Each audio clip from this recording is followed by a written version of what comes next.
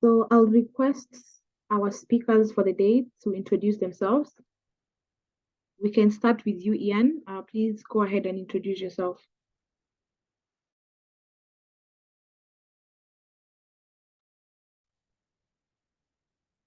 Okay. Hello, everyone, and thank you for joining in.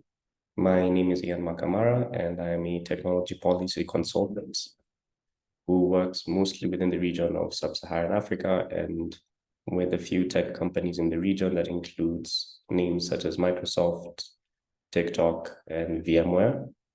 And today we'll be briefly talking about data protection with a focus on what that means for the Kenyan space. And we're very glad to have you here with us today. Thank you. Thank you so much, Ian. Eugene, kindly go ahead and introduce yourself. Good afternoon. Hello, you can hear me? Yes, we can hear you. Good afternoon. For some reason, I don't know why. Yeah, I can see myself now. So my name is Eugene Wanrovengo. I'm an ICT professional.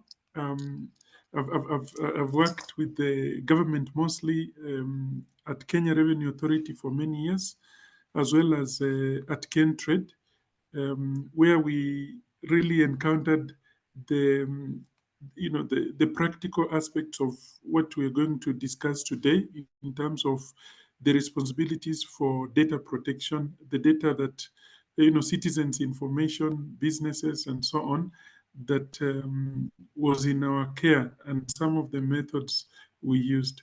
Thank you very much. I'm happy to see all of you. Thank you so much, Eugene. I think we'll just get straight to it because of time as well. Maybe we need to go straight to talk about the Data Protection Act itself. So I'll give both of you just a few minutes to go ahead and explain what the Act is and a little bit of what it's about. We can start with you, Eugene. Can I request for Ian to go first? Yes, sure. Ian, Yeah. please go ahead. Let me sort out something here. Okay. So I think I'll start with a very brief history about how the Act came into place. And the Act was first introduced into Kenya on the 25th of November in 2019. And it was actually the result of some litigation against the government's intentions to introduce a digital ID system. And the courts said that in order for this digital ID system to be implemented, we first of all need to have a Data Protection Act. And this was following the global trend, following many of the instances of data protection violations around the world by companies such as Meta, which resulted in the formation of the GDPR. So with that in mind, the initial Data Protection Act of Kenya was formed as something that was meant to ideally give the government room to carry out a large-scale project that involved a lot of data collection. However, during the formulation of the Act itself, there were a lot of human rights concerns that were identified, and that is why the Act as we have it today is very privacy and data subject centered. When I say a data subject, what exactly do I mean? So that is essentially the last person in data protection value chain that the Act is seeking to protect. So that would be individuals such as you and I, anytime that we engage with a business, an online platform, or something similar.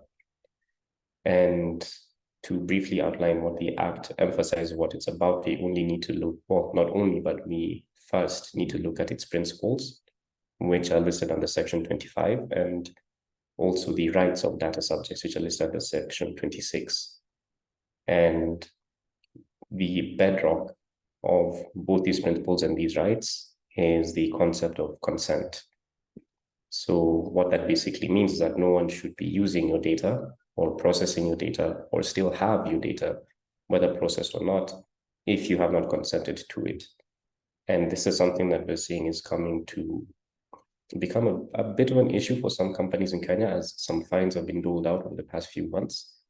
And it's all because the consent that is sought by the Data Protection Act to hold this data, whether that's in the form of pictures, phone numbers, names, even generally anything that can be considered to be sensitive information or private information, has not been granted or used without consent. And I think I'll cap it there in the interest of time, and also because we will be discussing more about the Act as this webinar goes on. Thank you, Ian. I think your explanation was quite elaborate. Maybe Eugene, you can just tell us a little bit about the common challenges that some organizations face, especially when implementing the data protection measures in Kenya. Probably just to a bit on the first question. The probably what we really need to understand is that the Data Protection Act was actually anchored in our constitution, because the constitution also under Article 31 is covers the concerns around privacy. And we see other laws as well, such as the Consumer Protection Act of 2012, as well as the Computer Misuse and Cybercrimes Act that has provisions for offenses related to unlawful sharing of personal information. So there's a strong legal basis, and the fact that people's privacy really needs to be protected. I would now, coming to your second question, what are the challenges that are faced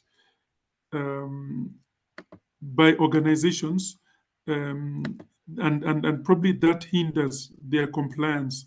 Of course, the number one challenge is usually the challenge behind lack of information and awareness about the provisions, the legal provisions. And so Ian has just talked of the principles, and we have 6 principles under this act. Many organizations are either not aware, or they don't put in place the procedures and the technologies required to help them to comply.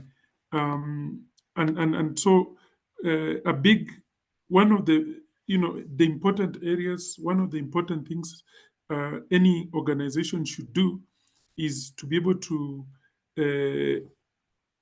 sensitize their members of staff, and in order for them to be aware.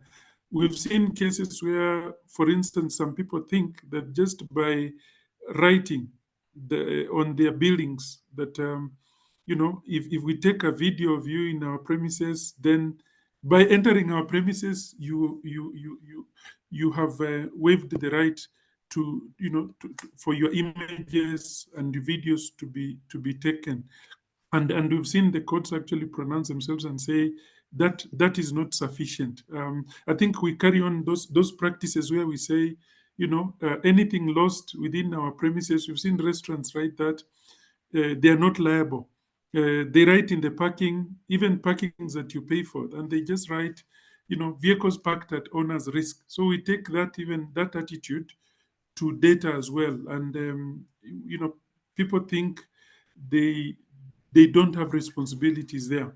So I think one is just that lack of awareness, and people not going out to educate themselves on the provisions of the law and what the requirements are. And then we know Kenya, one of our big evils. They say Kenya has 3 big evils.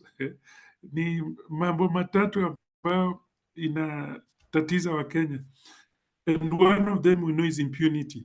Even where people know what should be done, there's that mtadu, that kind of a culture that we also struggle with. That even where we know what should be done, some people, because of impunity and there's that culture, they go ahead and share information they should not be sharing. They go ahead and they don't take precautions where they should be taking to safeguard information, and so on. So we'll discuss later on what the other two evils are. But I know all Kenyans know, apart from impunity, there are two other evils. So thank you so much. Thank you, Eugene, for that.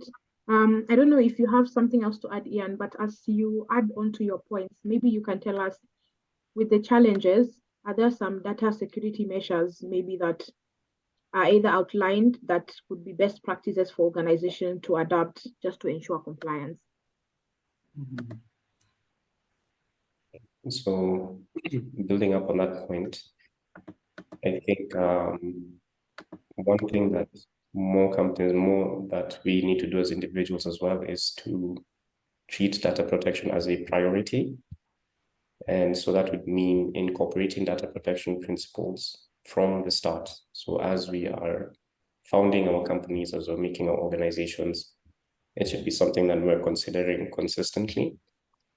And one way we can do this, and that's actually provided for in the Act, is by complying with the rule of data minimization. So that would be ensuring that we collect only the data that we need and nothing more. And I like that Eugene mentioned a few of the common evils that we see in Kenya, because these are things that are ingrained into our business culture. For instance, whenever you're entering a building and someone asks you for your phone number, your ID number, your name, if you're driving a car, your number plate as well. Now, if they are asked, what are you using all of this data for? The reasons that they will provide won't match how much data they're collecting. And so that is one way that we can do things.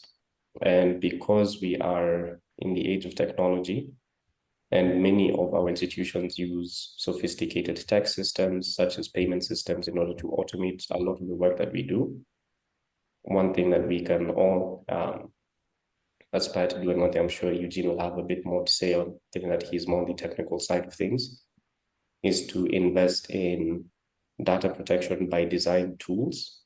So these are generally tools or technological applications which make it easier for you to incorporate data protection into your practice and ensure that in all of your business dealings, you're not processing or collecting more data than you need.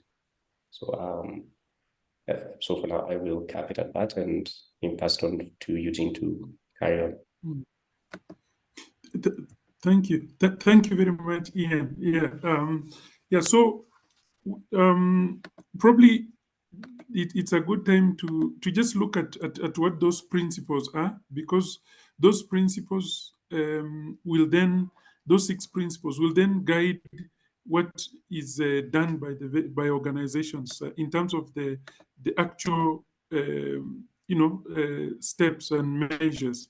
So, of course, one that Ian has already mentioned is to ensure the purpose, that purpose limitations. You collect the data for a specific and legal purpose, so we don't just collect for the sake of it.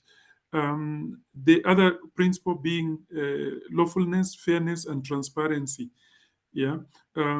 So we inform data subjects of the kind of processing that will take place, and we get their consent. So another thing Ian mentioned, that idea around consent and ensuring that we don't do things maliciously.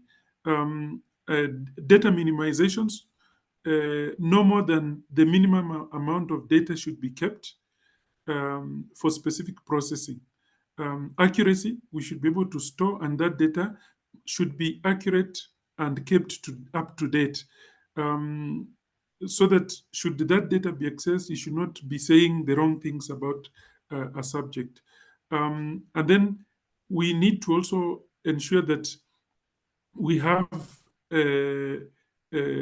storage limitations in terms of the data retention, and lastly, integrity and confidentiality. that we should be able to process, store, protect, and ensure that even the sharing of this data with third parties is all done in a lawful manner.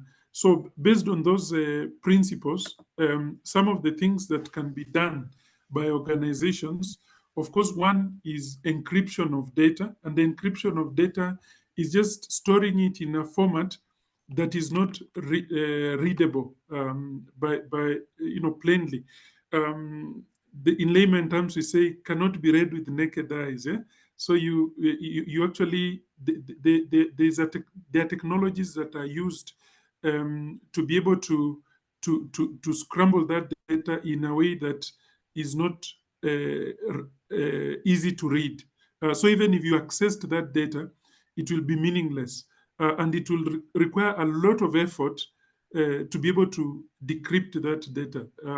So encryption is a go-to, is a standard. So encryption of data, both when the data that is stored in our databases, as well as encrypting data in motion. So as data moves from one system to another, usually that's a point of failure where you've stored that data very well, but during transmission, you're not encrypting that data. So it can be intercepted and be read. So that responsibility is on data handlers, that any data you keep, even as you transmit it, make sure that it's encrypted, and should it be intercepted, it cannot be read. Then the other one is backing up of data, because we know, again, cases where your data is interfered with. Remember the principle we had about ensuring data has integrity, that the data is accurate. So there are cases where hackers and other malicious individuals actually come in and mess up data. That can be done by hackers, and it can also be done by malware. Malware, including viruses and so on, can actually alter data so that it's no longer accurate. So one of the good practices to have in an organization is to back up your data, so that should there be a problem with the data you have, you can always update it with the correct data set. And we know now there are some, computer hardware has become cheaper and cheaper, and we have even cloud services where you can actually be able to back up depending on your needs. But ideally, every day you need to back up your data. At least once a day, you need to back up the data for the day. But right now, there are systems that enable automatic backup as transactions come in. So it's even much better in terms of backup. And apart from data backing up for data protection purposes, we know it's just good practice for businesses to back up their data, because you don't want to get to a situation where you've lost your transactions data. You are now asking customers to provide that data again. It just shows incompetence. The other one that we've just mentioned includes having anti-malware protection. So things like antivirus, you'll be shocked how many organizations, including some very big government agencies, they don't update their their antiviruses and the other anti-malware that they should have. So it's a good practice that needs to be there. The other one, of course, is ensuring that any old data handling devices, so whether it is an old hard drive, whether it's a flash drive, whatever device contains data, you dispose it by ensuring that you've gotten rid of your data. And there are ways in which, again, things like hard drives need to be destroyed, because we know even when you delete data, there are ways that data can be recovered. Even on your phone, you delete data from your phone, and there are means by which deleted information on a hard drive can actually be recovered. So and that's why probably some of these devices are usually crashed or they are burnt. So the fact that you've just deleted things from your computer should not be enough to make you comfortable that that data cannot be accessed. And then the other very important security measure, data security measure, is usually updating your operating system. Usually, the manufacturers of operating systems, whether they are on your phone or on your computer or any other devices, those manufacturers, be it Microsoft and so on, usually release updates, operating system updates, and most of those updates are meant to seal security loopholes, information security challenges. So most of the systems that are hacked are usually those where the the controllers of those systems, the system administrators and so on, do not bother to update their operating system, the operating system. So the manufacturer, Microsoft, is releasing updates, even on phone. I've seen some people, when they get an operating system update to their pushed to their phone, they ignore it. Wanaona it's a waste of time. I'll have to restart my phone, so they don't update. But it's vital to update your system. Whenever the update sent to you, it's vital that you install those updates so that they can be able to protect your system from hackers and other vulnerabilities that were there occasioning that system update. The other one is to secure our wireless networks at home and at the business places.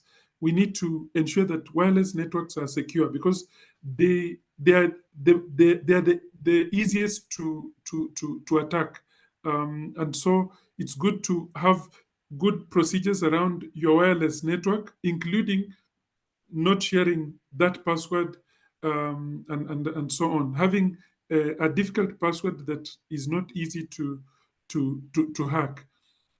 And then,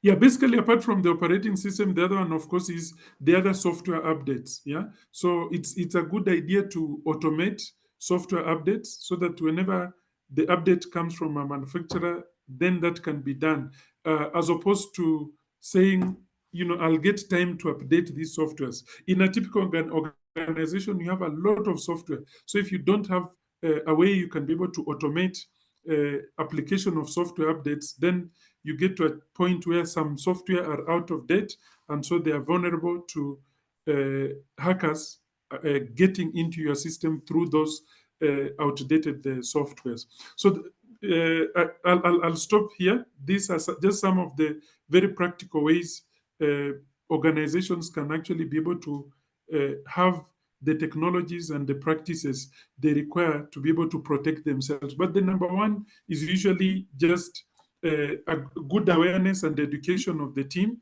so that everyone handling data knows what to do. People are not writing passwords, for instance, and those passwords are easily shared.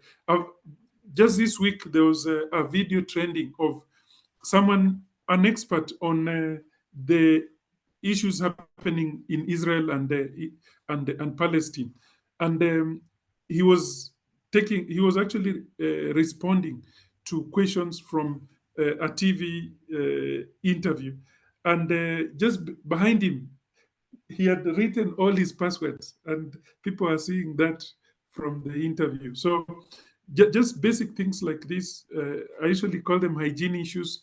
We need to have that awareness to ensure that the people within our organizations are not doing these kind of things. And probably a last one is just ensuring that when you hire people, you do good background checks, because many of the data breaches happening to organizations actually are occasioned by insiders and not really by hackers. So studies estimate that up to 70% of the data breaches that happen in organizations are because of an inside job, either an inside job or someone within the organization colluding with the attackers from outside the organization, and that happens a lot, especially with the banks. It happens a lot. Thank you. Oh, thank you, Eugene. I think that's just because there's something that you mentioned in terms of data breaches, which is I think is very important, and we don't talk about it enough because I feel like when a data breach happens with an organization, they're either a little bit ashamed and they don't want to talk about the fact that that data was stolen. Maybe they weren't secure enough. I don't know if you can talk about, okay, or maybe Ian can take this and talk about how organizations can prepare to respond on data breaches as required by the act, and like maybe what are some of these consequences when you're not taking proper care of customers' data. Yeah, maybe Ian go first. Yeah. Okay. So as a lawyer in the room, I'll start with the penalties. So these are captured under section 61 to 62 of the Act. And so they start at a fine of about $30,000 or up to 10 years imprisonment. And then there are some other fines that are usually dependent on the percentage turnover of a company. So usually it's not more than 5%. And if we're talking about an international data breach, at this point in time, you will then be liable under the GDPR as well in many instances. And that does complicate the calculation of the fines and the penalties that are to be given. But once again, they do vary from a set point of 1 to 5%. Then one interesting thing about the Data Protection Act in Kenya is that it, as opposed to usually going and saying 1% turnover of the business or higher, it actually prescribes or lower. So when the act was being formulated, that was something that was done so as to ensure that SMEs and small businesses, which people rightly predicted, as we're seeing right now, would be the people who would be collecting most of the fines based on data protection, wouldn't find themselves running themselves out of business because of, as Eugene has very well explained, issues that are very well preventable. Now on to the data breaches. Before going in depth into the Act, I think it's also very important to note how costly data breaches can be, and also the amount of time it takes to detect a data breach. So some studies that have been done up until 2022 have estimated that data breaches take approximately 277 days to discover and to report. And if you're doing the math, that's about 9 months. And outside of the fines that are related with data breaches, there's a lot of financial value that can be lost due to data breaches. For health companies, for instance, passwords are estimated to cost about $150 per password. And you can imagine if a data breach has been going on for 9 months, you would be bleeding millions of shillings in terms of value.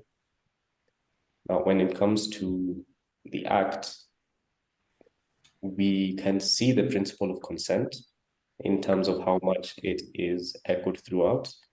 And this follows through with what you're supposed to do once a data breach has happened, which is the first thing that you're supposed to do is to report as usual.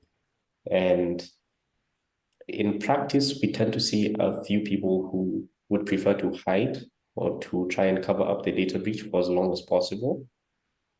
But then this is one instance where running away from the consequences doesn't actually help in the long run, because the longer that you hide the data breaches, the more complicit you are, or the more fines that you will incur and more consequences that you will have.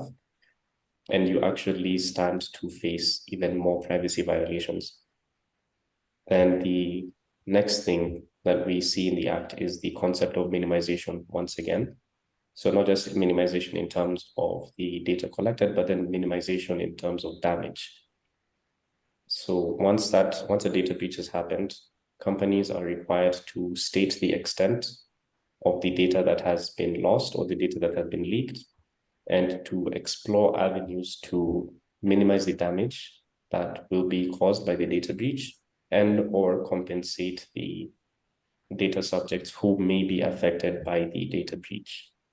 Now, if these steps aren't followed, of course, you will be subject to fines under the Data Protection Act. And because data protection is something intersectional, you'll also be liable under other crimes that are related to privacy. So for instance, the companies that have been fined so far, you will find that they're not only being caught under the Data Protection Act, they're also being caught under image rights violations. So that's another thing to take note of. And before I hand over to Eugene, I'll also briefly talk about the steps that people can take to avoid data breaches, because as we know, the prevention is better than cure. And this is provided for in the Data Protection Act, which is through carrying out data protection impact assessments. So there's 3 to 4 steps in what you should do in a data protection impact assessment. So the first is to do a systematic description of all the processing operations that you plan to do. And where applicable, you should also analyze the interest being pursued by the person who wants to collect or to process the data. And then the next step is to assess how necessary is it, or how proportional is the degree of processing in relation to the purpose of processing the data. So when we say proportionality, what we mean is all the steps that I'm taking, all the data that I want to process, is it worth it, or is it necessary to process this much data for what I actually want to do at the end of the day? So for instance, if my goal is simply to optimize my marketing, then I don't need, if my goal is to optimize my marketing for, let's say, a food company or a laundry business, then I don't really need to collect and process data that is related to healthcare, for instance. So you see, that would be stated to be unnecessary or disproportionate. Then the next thing to do is to do an assessment of the risks to the rights and the freedoms of data subjects. So this is basically this ties in with point 2, because carrying on with the example, health data carries a very, very large risk.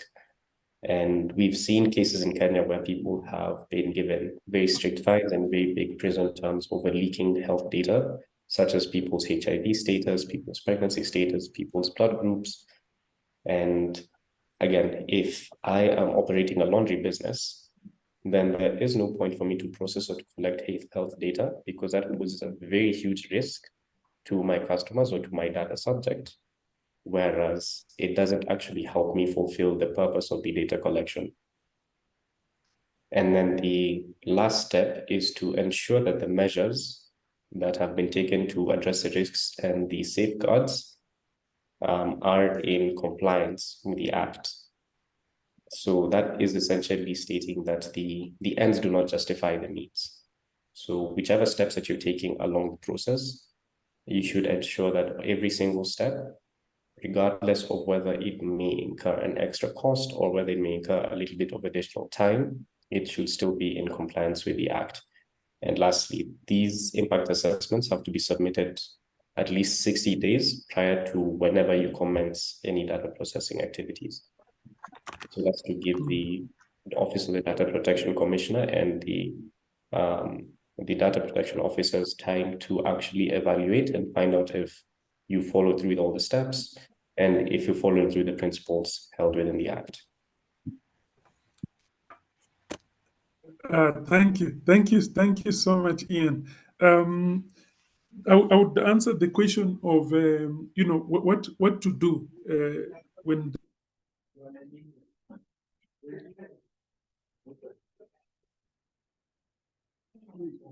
I think we lost Eugene. But as we wait for him, I think one key thing we should also consider for SMEs, usually they have limited resources.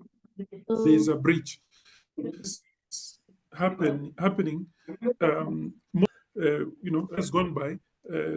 15, 20 years ago, more interested in showing off their skills. So they would You hack, and then you're able to gain respect from your community, the community of hackers. You get notoriety that you are a powerful hacker. You manage to hack this leading international bank. You manage to hack a US government site, and it was done for bragging rights. But now you almost always, you don't hear of those cases where people just are hacking for the fun of it. Hackers have realized that it's a unique skill, and you can actually make a lot of money, either lawfully or unlawfully, through accessing systems.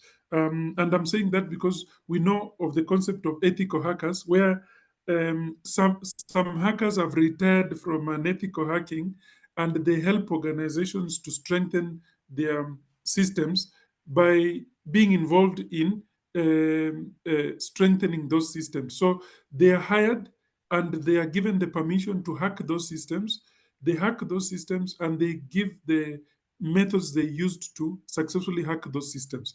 So it has worked quite well, and some people have actually built careers out of ethical hacking. But the predominant reason why hackers go after systems, the predominant reason is actually to make money, either to demand a ransom, usually the same way you have people, you have people kidnapped, and the kidnappers ask for ransom money. We are seeing many cases where hackers take over a system, and they ask the various companies to pay. So imagine, and it happens a lot in the West, where you find a five-star hotel has been hacked. They cannot check in guests. Guests who are outside cannot access their rooms because everything is automated. So when they hack your system, you can't even open the doors. You cannot transact. You cannot do anything in that hotel.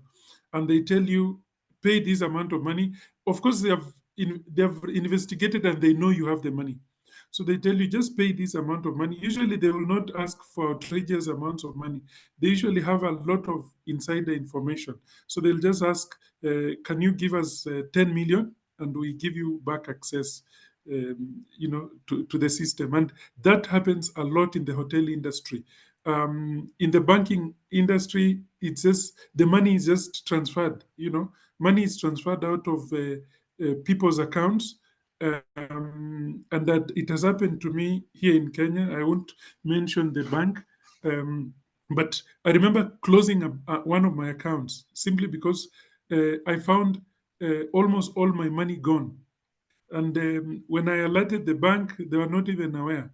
So then they told me, "Oh, we've seen someone outside this country accessed your account and transferred the money, and we are following up to find out exactly what happened before we can now give you back your money." And it took almost 3 weeks for me to get back my money. So most of the time, organizations feel embarrassed, especially banks. We know for a fact banks are the most hacked institutions in our country. They are the most hacked, but you rarely hear of a bank coming out to admit that they've been hacked. So, of course, they know that in this industry, it's very sensitive. Once people know that your bank is hacked all the time, they will not bring their money there. And also, you as a bank, you are thinking, my competitors are also being hacked, and they're not saying. So if I come out and say, I'm in trouble. But Ian mentioned something really important, that whenever you are hacked, you must make sure you handle it with as truthfulness, as honesty as. Don't lie. Don't lie, because when you lie, even legally, you compound your problems. So as much as possible, don't lie.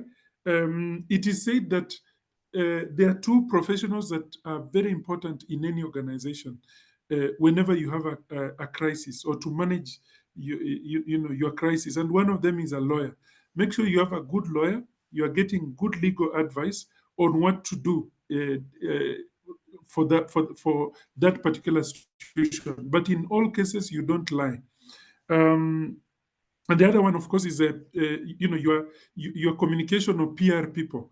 Well-trained PR people know what to say and not what not to say, and they know how to relay even negative information. They know how to package that information, and they know how to coach their CEOs. When you go before the media, this is what you need to say. This is what you should not say. Just say we'll give. We are now investigating. We'll give out a statement. So don't incriminate yourself. Don't say things that will haunt the business. Say things that are factual, but things that will also minimize the damage. Because already you are damaged in a way, and you need to find the best way to communicate to your stakeholders. And so keep it lawful. There are people like the police, for instance, whom you need to give full disclosure, the investigators. For them, you don't play games with them, you give full disclosure. But then there are other people, then affected parties, whom you need to be able to provide information. For instance, on a one-to-one basis, because we know the Act, for instance, authorizes the subjects, data subjects, to demand for information you are keeping about them.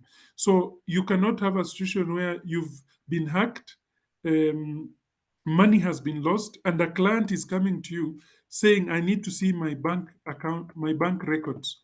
And you tell them, I will not provide for now. The law gives them that power, that privilege, that whenever they need information held about them, you need to provide. As a data controller, as a data processor, you need to provide that information that the data subject has asked for. So it all goes back to what processes do you have in your organization? Because a well-run organization should have procedures for what to do in case of a data breach. And you should be able to have access to a good lawyer. That's for the big organizations that can afford to have the lawyers. You need to have a good legal services so that you are advised properly how to handle the situation. And the other one, of course, is a really good marketing and PR team that will be able to help you to minimize the damage that may occur when statements are issued. They are not issued properly, because you may be saying the truth, but then you say the truth in a way that is not palatable, or in a way that may cause damage. And we've seen some of our politicians who talk loosely. Some of them say the truth, the absolute truth, but they're saying it in a way that haunts them, and in a way that endangers the peaceful peace even in the country. So it's very delicate.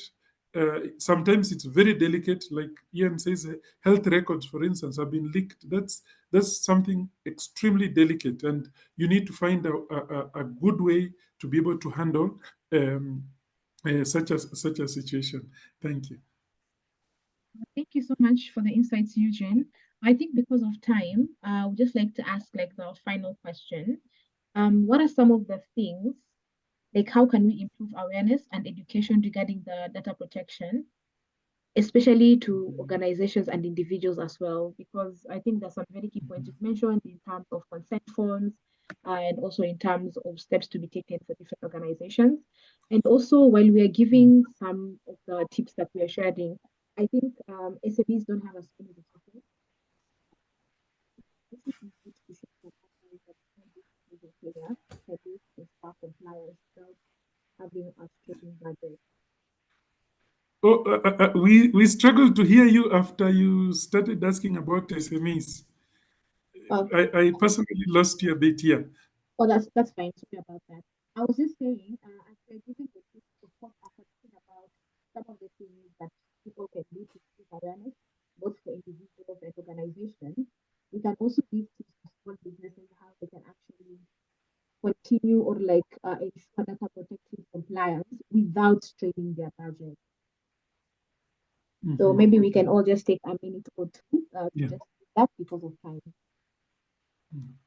All right. Ian, yeah. Sorry, could you repeat the question? I lost you a bit there. Okay, so the first one was, how can we improve awareness and education regarding the data protection among both organizations and individuals in Kenya?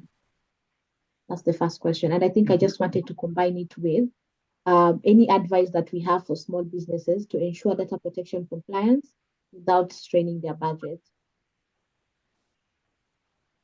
Okay.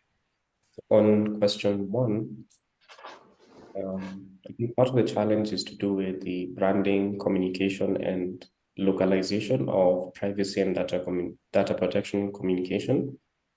Because when we sit here and we discuss data protection and we say medical files, passwords, phishing attacks, these are fairly industry-laden terms, or sometimes they are just jargon. And other times when you mention a data breach, it's very hard to visualize, because when you say data, for me, the first thing that comes to my mind is numbers on a computer. So it's very hard for someone to sit down and to look at how that will directly impact them or their company. So I think we need to start discussing data protection from the ground going up. Forgive me for using the term, but I think we need to use a bottom-up model of discussing data protection and starting with the smallest of the smallest of things. So to head into the second question, we can engage in cost-effective ways of doing data protection. I think this ties in with general business information and general HR policies, but it's always good to invest in your human resources as much as possible. And in this space, what that can look like is anytime that you're onboarding somebody new, you should have a data protection manual or a privacy policy that you will be educating your staff with. So this can include simple information such as don't carry out personal business on your professional laptops or your professional phones. You can give them examples of what phishing emails look like, because that's what mainly used to access data and to violate people's privacy. And a lot of these resources are also freely accessible online. You may not get the full benefits as you would from hiring a trained professional, but then it is a starting point, and it's something that you can use to build up upon. Another thing that you can do is, and I believe Eugene has mentioned this already, is to look at a few cost-effective technology tools that can be used to help or to at least protect your data. So one thing is consistently updating the software, whether it's on your computers or your phones, because a lot of these updates do actually come with data protection software and firewalls and things that will keep you safe when you are online. Another thing that you can do is to you could introduce a strong password policy in your company, which Eugene has also mentioned. Because when my password is something as simple as 12345 6 versus a long complicated name, it becomes a lot harder for people to hack. And again, this is something that we can do in a more Kenyan way, if I can call it that. You can even advise your staff or your employees, or you can start this as a practice by yourself, but you can actually use your mother tongue to form some of your passwords, because that will give you a strong password, and it's something that it will be very hard for the software that hackers use to detect as well. Another thing that you can do is to invest in encryption and two-step verification or two-step authentication. So these are steps that are not usually that expensive, and in terms of the value for money that they will return for your company, it is a very good investment. And the last thing I'll mention that can be done as part of your HR training when you're onboarding someone is to strongly discourage using open Wi-Fi networks, because you never really know who is also using that network or where exactly it's coming from. So that does present a risk. So yeah, I think I will cap it there and turn it over to Eugene. Thank you very much. Maybe just to add, so that in the interest of time and so as not to repeat, I would say that we can be able to improve awareness and education by having some very well thought out programs, data protection programs within our organizations. And I've seen some organizations that, for instance, use various means, sending out an email, probably once a week or so, just highlighting some of the data breaches that have happened and what lessons the organization can learn. So you can actually just send out a short message, and via email, just saying this have happened, and this is what we can learn from it, on a case by case basis. Um, I've seen some organizations also do some very good graphics with messages, just reminding people on these good practices. Because what you want to do is to continuously educate so that these things become a habit. Because again, if you just do it at the point of during orientation, when someone is getting into an organization, people forget. But there are some of those important things that Ian has also mentioned, the things that relate to very practical things that relate to people, like your password, how to manage your password, and so on. Don't write your password. Some very basic things like social engineering. Social engineering, actually, they say over 60% of the breaches that happen from outside an organization happen through social engineering, where someone just asks you questions and they harvest information from you that they can then use. They can either do that, or they just go to your social media profiles and they see you celebrating your birthday. They note the date of birth. And for most people, actually, either use they use, whenever there's a mix of numbers and names, most people will use the name of a loved one plus their date of birth, you know. So if I was born in 1985 and I wasn't, that is many years after I was born, then what I would do, I pick either my wife's name or my parents' name or my children's name. People really love their children. You just pick Melissa, that's your daughter's name, and then 1985. So a hacker who just knows your birthday or the birthdays of your loved ones will then be able to ask you a few questions, and be able to try to figure out what your password could be.